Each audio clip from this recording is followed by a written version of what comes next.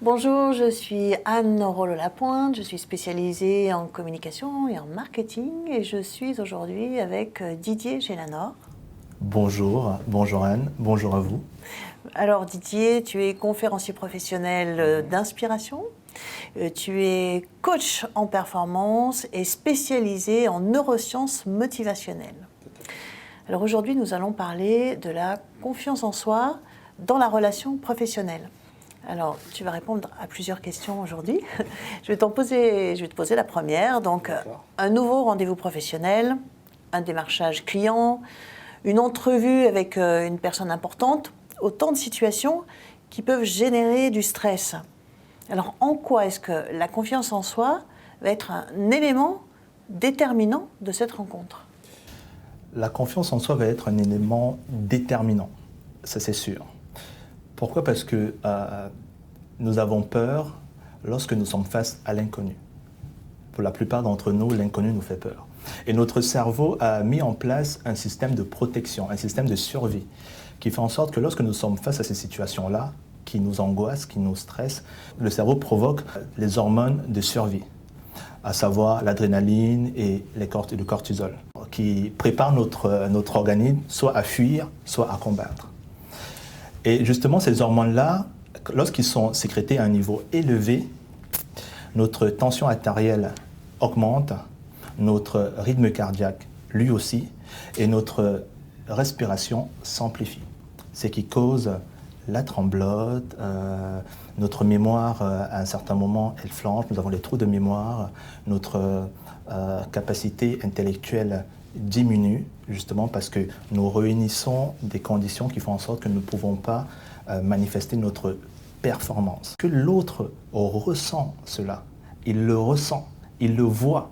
Est-ce qu'il aura envie de travailler avec vous ou pas ? Est-ce qu'il aura envie de vous écouter ou pas ? Vous savez, les leaders, ils ont cette chose extraordinaire en commun, c'est qu'ils ont une confiance qu'ils manifestent. Et les autres ressentent ça. Vous savez, vous et moi, qu'on prend beaucoup de plaisir à travailler avec des personnes qui ont confiance en elles. Parce qu'on ne sait pas pourquoi, mais on sent, même si on n'est pas encore dans la réalisation de ce qu'ils nous proposent, mais on sent à travers leur voix, leurs gestes, leurs regards, leur tenue, que ça va se faire. Alors Didier, est-ce que l'on peut définir, comment peut-on définir si on a une bonne dose de confiance en soi ou bien si on peut encore l'améliorer ?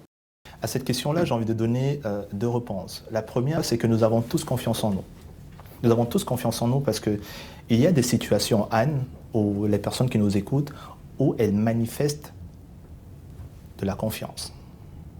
Il y a des conditions. Lorsqu'elles sont réunies, on a une certaine confiance en soi. Mais lorsqu'on sort de ces conditions-là, ce manque de confiance se manifeste.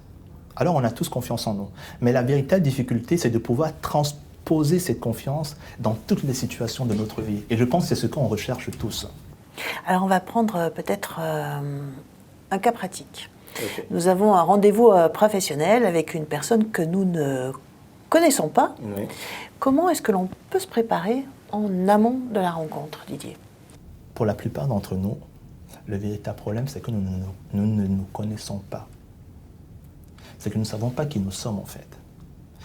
À la rencontre à laquelle nous allons être amenés à faire, qu'est-ce qu'on va offrir à l'autre ? Qui est-ce que je suis moi ? Qu'est-ce que je vais offrir ? Qu'est-ce que je vais donner ? Qu'est-ce que l'autre va retenir de l'apport que je vais lui faire ? Et c'est ce manque de connaissance de soi qui est souvent un très grand défaut. Vous savez, Mark Darwin, il a dit une chose très importante, c'est qu'il y a 2 jours qui sont importants dans la vie d'un homme. Le premier jour, c'est le jour de sa naissance. Et le deuxième, c'est le jour où il comprend pourquoi est-ce qu'il est venu au monde. Je trouve qu'elle est très belle parce qu'elle nous ramène dans l'essence de qui nous sommes. Avant cette entrevue, il est très important de savoir quels sont mes points forts. Cette préparation-là, elle est importante au niveau personnel, individuel, sans encore parler de l'objet de la rencontre. C'est moi, qui est-ce que je suis en fait ? Et c'est pour ça que l'estime de soi est très importante. Qui est-ce que je suis ? Qu'est-ce que j'ai à offrir à l'autre ? Maintenant, au niveau de l'objet, on oublie souvent que nous sommes en relation avec les autres. Et qu'en fait, en tant qu'être humain, nous sommes là pour répondre aux besoins des autres. Nous sommes très souvent focalisés sur nous, ce qu'on veut, ce qu'on veut avoir, ce qu'on veut recevoir, qu'on ne prend pas le temps de se poser la question, qu'est-ce que l'autre veut? Alors la rencontre, et c'est ça qui est génial, qui fait en sorte que la vie elle est très belle, la rencontre, c'est deux personnes qui ont des besoins, deux personnes qui ont des besoins et qui se voient pour matcher ensemble et satisfaire l'un comme l'autre leurs besoins. C'est pour cette raison que Dale Carnegie disait que vous pouvez vous faire en 2 mois beaucoup plus d'amis en vous intéressant aux autres qu'en 2 ans si vous entendez dans votre coin que les autres s'intéressent à vous. Donc face à la rencontre, la question elle est simple. De quoi est-ce que l'autre a besoin? Qui est-ce qu'il est? Qu'est-ce que je peux lui apporter? Alors après, il y a le moment de la rencontre. Ouais. Alors, nous avons vu dans une vidéo précédente comment capter l'attention au moment de la rencontre avec différentes techniques. Ouais. Mais la confiance, elle va jouer aussi à ce moment-là, le moment. Bien sûr, parce que lorsqu'une personne vous rencontre, elle n'a pas votre CV en main, elle n'a pas votre généalogie, elle ne connaît rien de vous. Alors comment, dès la première rencontre, vous la rassurez que vous êtes la personne qu'il faut pour cette rencontre-là? Comment lui convaincre cette personne-là que vous êtes l'opportunité qu'elle attend alors que vous n'avez même pas encore commencé à parler? C'est là où votre tenue vestimentaire est importante, votre posture, comment est-ce que vous vous tenez, comment est-ce que vous parlez, comment est-ce que vous regardez la personne. C'est tellement important parce que ce sont des gestes, des comportements, une attitude qui va renforcer la personne à vous donner beaucoup plus de crédibilité. Pendant l'entretien, pendant la rencontre, là aussi, garder la confiance, c'est important. On peut être impressionné par une personne, d'accord? On est impressionné par elle. On vient pour la rencontrer et on est impressionné parce que la personne, elle nous renvoie à un personnage de notre enfance qui a eu un très grand impact sur nous. Sauf que souvent, c'est de façon inconsciente, on ne s'en rend pas compte. Mais on va se rendre compte que généralement, lorsqu'on est face à ce genre de personnes, on est intimidé. On ne sait pas pourquoi, mais on sait qu'on est intimidé. Alors, l'une des choses qu'il faudrait faire, c'est d'être authentique. Si face à cette personne-là, vous reconnaissez que vous avez une certaine peur, une certaine gêne, c'est de tout simplement le dire. Je vous remercie de m'avoir accueilli. C'est pour moi un très grand honneur. Je suis d'ailleurs, je dois vous l'avouer, assez intimidé d'être devant vous. Je me sens un peu mal à l'aise. Et je suis très heureux d'être là, très ému. Alors soyez-en sûrs que la personne, elle vous dira « Oh, mais non, vous n'avez pas à être mal à l'aise ». Elle essaiera de vous rassurer. Parce que nous tous, nous aimons les personnes qui sont vraies, qui sont authentiques. Pour l'avoir fait plusieurs fois, je peux vous garantir que la personne elle vous mettra à l'aise. Et lorsque ce moment-là, vous le sentirez, tout simplement, vous aurez une certaine facilité à vous exprimer. Et cette personne-là même, sentant ce malaise-là, elle prendra le leadership de la conversation. Ok, alors vous êtes venu me voir, quel est l'objet de votre rencontre? Vous voulez qu'on parle de quoi? Ce qui fait que finalement, vous vous sentez guidé. C'est que souvent, nous commettons l'erreur de vouloir donner une image, d'avoir une stature. Votre attitude, elle se voit et elle s'entend. Vous pouvez dire des choses, mais la personne qui est devant vous, elle ressent les choses. Donc plus vous êtes authentique dans votre positionnement, plus la personne a énormément de plaisir à être avec vous. Et surtout, n'oublions pas que, comme dit Anthony Robbins sur les besoins humains, c'est que nous avons tous ce besoin d'importance, de nous sentir importants. Et en même temps de nous sentir connectés, en connexion avec les autres. Donc ces deux besoins qui peuvent sembler être antagonistes, mais non, au contraire, elles sont tellement complémentaires qu'on est sûr qu'en répondant à ces besoins-là, on est sûr d'être beaucoup plus compris et beaucoup plus accompagné. Soyons humains dans nos relations. Humains et vrais. Il peut arriver que nous soyons, n'est-ce pas, déroutés. Mais c'est qu'à un certain moment, il faudrait qu'on lâche prise, qu'on se fasse confiance et qu'on dise que je vais répondre aux besoins, je vais vivre l'instant présent, je vais répondre aux questions du mieux que je peux, je vais donner le meilleur de moi et je vais toujours essayer de laisser une ouverture, une image positive. Vous savez, souvent, on parle, on le dit, on le redit qu'il faut donner une bonne première impression. Mais il y a une chose aussi qui est très importante, c'est de laisser une très très bonne impression. Et quel que soit l'objet de la rencontre, quel que soit que vous soyez satisfait ou non, il est toujours enrichissant de rencontrer l'autre. Parce qu'il y a cette émotion que vous avez et qui vous met mal à l'aise, c'est un renseignement sur vous qui est très très important. Et là, on parle d'intelligence émotionnelle. Toujours laisser une ouverture. Je vous remercie de m'avoir accueilli. C'était pour moi un plaisir de vous entendre, de vous rencontrer, malgré le fait que je n'ai pas eu réponse à ma demande. Vous êtes quelqu'un de franc, et ça, j'apprécie beaucoup. J'espère vous rencontrer très bientôt. Merci. Et là, vous partez, parce que vous laissez une très bonne impression. Et ce qui est aussi important, c'est qu'après avoir discuté, ne pas partir tout de suite, mais de se poser un moment, avant de prendre le train, la voiture ou peu importe, un moment et de revoir ce qui s'est passé pendant cet entretien. Qu'est-ce qui s'est passé? Comment est-ce que j'ai répondu? Comment est-ce que je me suis comporté? La personne m'a fait telle ou telle remarque. Voilà, c'était pertinent, j'ai ressenti ceci, j'ai ressenti cela. De faire carrément un espèce de résumé de l'entretien. Qu'est-ce que vous avez appris? Quelles sont les leçons que vous avez réussi à tirer de cela? C'est important, pourquoi? Parce que dans toute rencontre, on grandit. Dès que vous commencez à vous mettre dans cette optique-là, vous n'êtes plus la même personne au bout de 2 ou 3 entretiens. Parce qu'à chaque fois, vous avez appris ce qui fonctionne, ce qui ne fonctionne pas. Et surtout, vous vous renseignez sur l'être humain. Parce que c'est de ça qu'on est en train de parler, les relations humaines.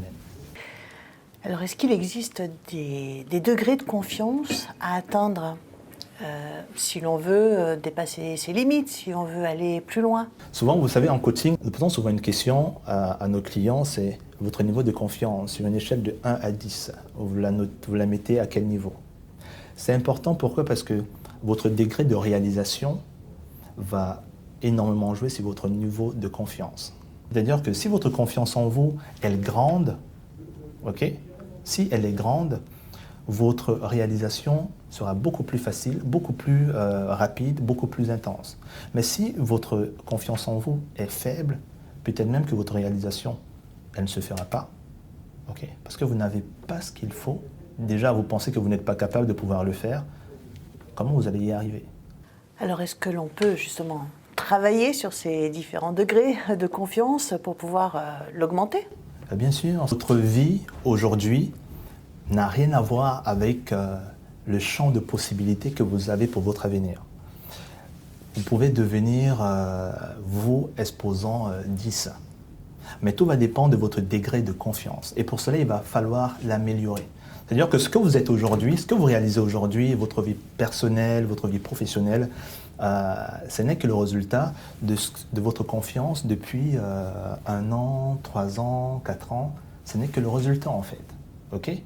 Ça veut dire que si cette confiance-là, elle change, vos décisions vont être complètement différentes. Vous allez commencer à vous autoriser à voir beaucoup plus grand, tout simplement.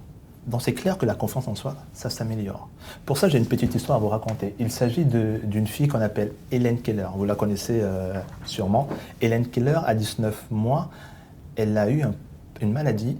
Elle est devenue aveugle, sourde et muette. Il y a remarquable dans cette histoire, ce que moi j'apprécie profondément dans cette histoire, c'est que Helen Keller, plus tard, elle a eu son diplôme, elle écrit des livres, elle a fait des conférences, elle a créé des fondations, elle est devenue une source d'inspiration pour des millions d'handicapés.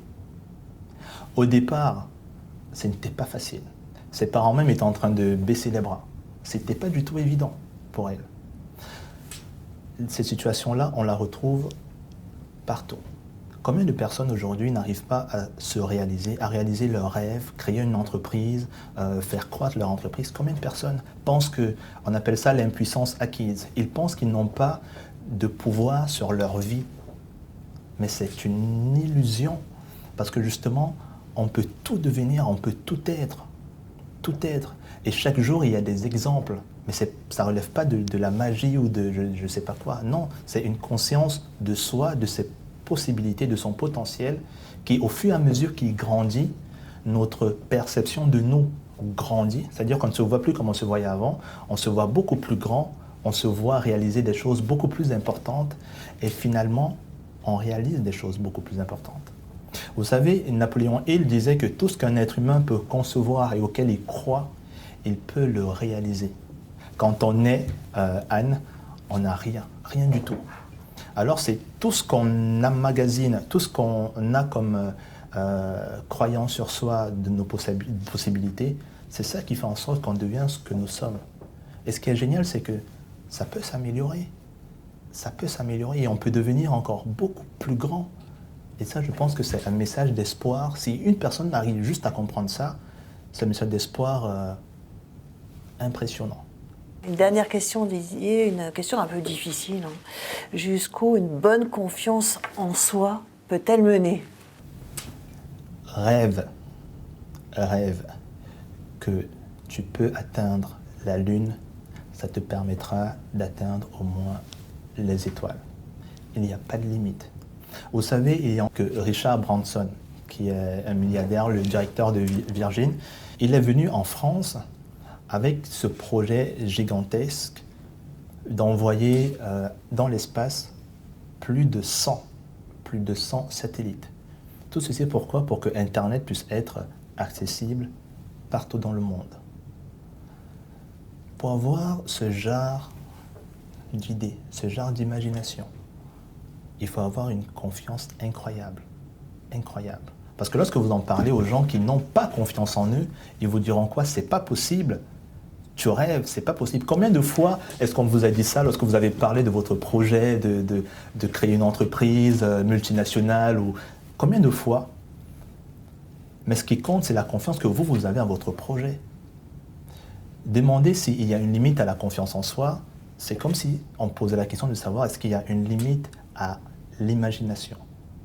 Parce qu'en fait, tout ce que nous créons, ça vient de l'imaginaire. Albert Einstein a dit lui-même, c'est pas l'intelligence qui est importante, c'est notre imagination. Merci Didier donc, pour tous ces conseils que tu as pu donner aujourd'hui.